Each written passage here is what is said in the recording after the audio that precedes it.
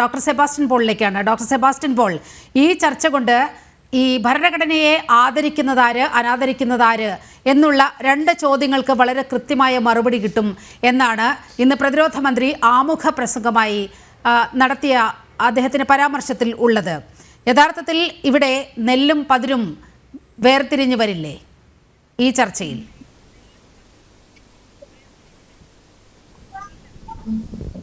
അല്ല, രാജ്നാഥ് സിംഗ് ഉന്നയിച്ച ചോദ്യത്തിനുള്ള ഉത്തരം രാഷ്ട്രം പ്രതീക്ഷിക്കുന്നുണ്ട്. രാഷ്ട്രത്തിന് അവകാശപ്പെട്ടതാണ് ആ ഉത്തരം.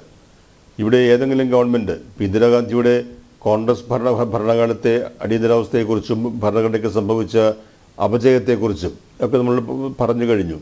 അതിൻ്റെ അർത്ഥം BJP ഭരണകാലത്ത് ഭരണഘടന സംരക്ഷിക്കപ്പെടുന്നു എന്നല്ല. എനിക്ക് വ്യക്തിപരമായി അങ്ങനെ അഭിപ്രായം ഉള്ള ആളല്ല. ഭരണഘടന പലതരത്തിലുള്ള വെല്ലുവിളികളെ നേരിടുന്നുണ്ട്, പലതരത്തിലുള്ള ആപത്തുകളെ നേരിടുന്നുണ്ട്.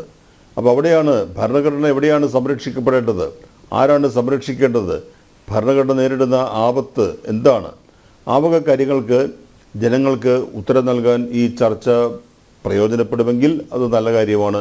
പക്ഷേ അതിന് പകരം തങ്ങളുടെ വീഴ്ചകൾ മറക്കുന്നതിന്, അത് മറച്ചു വയ്ക്കുന്നതിന് ഉള്ള ഒരു ഉപാധിയായി ഈ ഭരണഘടനാ ചർച്ചയെ കണ്ടുകൊണ്ട് ആ ചർച്ചയ്ക്കിടയിലും വില കുറഞ്ഞ അന്തസ്സില്ലാത്ത കാര്യങ്ങൾ പരാമർശിക്കുകയും ഒക്കെ ചെയ്യുന്ന ഒരു പ്രവണത നമ്മൾ കാണുന്നു. അതുകൊണ്ട് ഈ ചർച്ച ആത്യന്തികമായി എന്തെങ്കിലും പ്രയോജനമുണ്ടാക്കും എന്ന പ്രതീക്ഷയൊന്നും എനിക്കില്ല.